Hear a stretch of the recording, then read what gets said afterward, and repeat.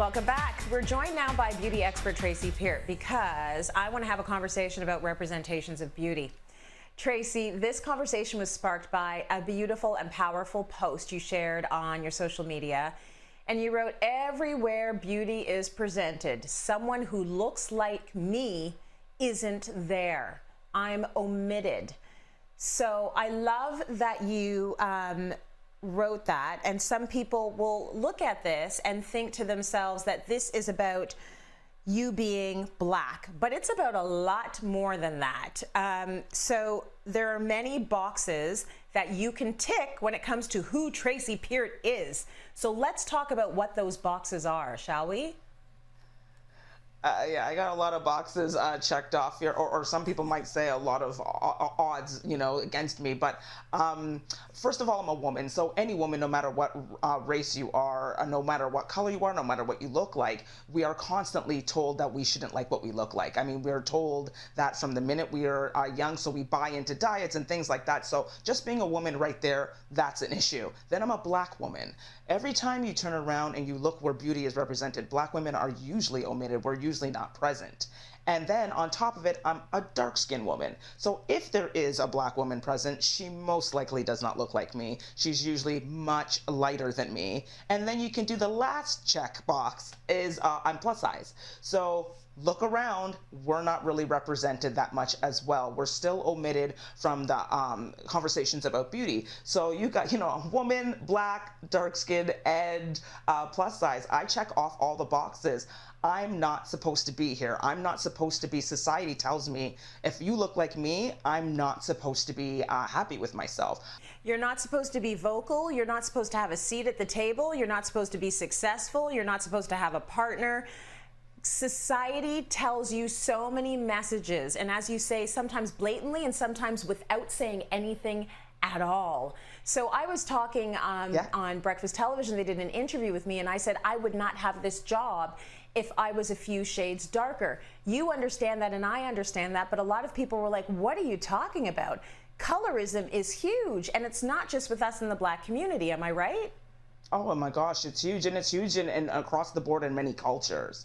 It's in the Hispanic community, it's in the Indian community, it's in the Asian community. Believe me, there is an issue with the darker you are, the lesser you are. Even look at Beyonce. I don't think Beyonce would be where she is if she was darker, and that doesn't take from her talent at all, but shadeism plays a part. Look around, look at our TV shows. Growing up as a kid watching TV shows, usually the women who are represented even in our own black TV shows are lighter or biracial. So it's a message that I've been sent my entire life, and women who have darker skin, we just all know that we have been taught either verbally or non-verbally that we don't count.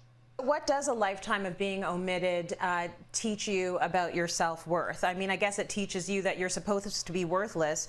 You buck that trend because you fight that trend, and you've embraced what you are. So talk to me about that process. It's not easy. Like, it took a lot of work for me to get that way, but I think social media does play a part. I mean, there's a lot of bad about social media, but there's a lot of good. There's a lot of people who are on there with their accounts, plus size women, dark skinned women, showing how beautiful they are and not waiting for somebody else to sanction them and tell them that they're beautiful. And it's usually a white man who is in charge of magazines, in charge of these, in charge of the industry, who will tell you and sanction, you're pretty, you're pretty, you're pretty. We don't have to wait for that anymore with social media. We can do that ourselves, and in doing that, you speak for others, and others see and get inspiration from you, and you build this community where you start to get more self-esteem.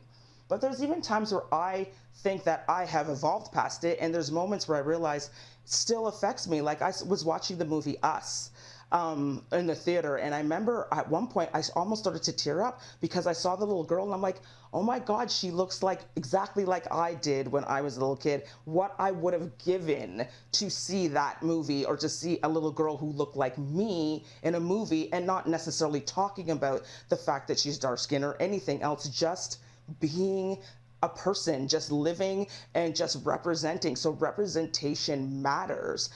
My body, same thing. When I put plus size women on the show, so many people write me saying, thank you, I finally see myself. So representation matters. The more we put it out there and normalize it, the more people can get more self-esteem about it. Such great advice, Tracy. And obviously, we could spend the rest of the show talking about this, but I want to direct everyone to your Instagram. That's at Tracy P Makeup. Tracy always keeps it real. You have always spoken the truth.